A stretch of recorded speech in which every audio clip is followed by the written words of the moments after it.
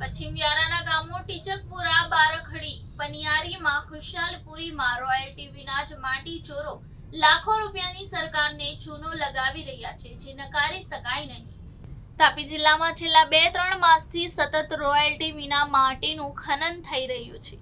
રાત્રિ દરમિયાન હાઈવે પર ડમ્પર તેમજ એસ મોડલ ટ્રકો વ્યારાના પશ્ચિમ જાણે નેશનલ હાઈવે પર આંધી દોટ મૂકતા હોય તેમ માટી ભરીને પૂરજોશમાં ટ્રકો ચાલી રહ્યા છે।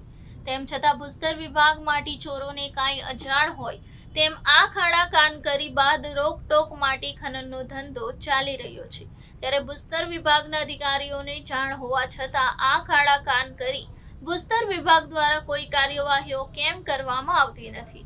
વ્યારા એ તાપી જિલ્લાનું મુખ્ય મથક હોય અને આસપાસમાં સોસાયટીઓ ઊભી થઈ રહી છે અને કેટલાક ખુલ્લી પ્લોટમાં માટીનું પુરાણ કરવામાં આવી રહ્યું છે।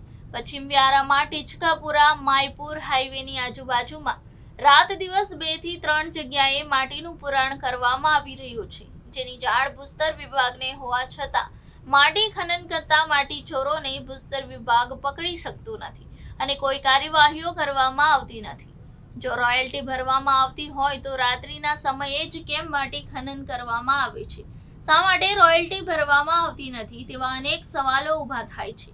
ગત દિવસોમાં વ્યારાના કાનપુર વિસ્તારમાં રમતગમત સંકુલમાં 4 થી 5 ટ્રકો વ્યારાના આસપાસના ગામડાઓમાંથી રાત્રિ દરમિયાન માટી ખનન કરી પૂરજોશમાં ટ્રકો હંકારી લાવી માટીનું પુરાણ કરવામાં આવી રહ્યું છે, જેની જાણ ભૂસ્તર વિભાગને હોવા છતાં આજ દિન સુધી કોઈ કાર્યવાહીઓ કરવામાં આવી ન હોય તેમ જણાય આવે છે। શું તાપી ભૂસ્તર વિભાગે માટી ચોરોને મોકળું મેદાન સોંપી દીધું છે? શું ભૂસ્તર વિભાગ કડક હાથે કામ લેશે તો સરકારની તિજોરીમાં ચોક્કસ આવક થઈ શકે, પરંતુ અહીં શંકા ઉપજાવે છે શું માટી ચોરો સામે કાર્યવાહીઓ થશે ખરી એ જોવું રહ્યું।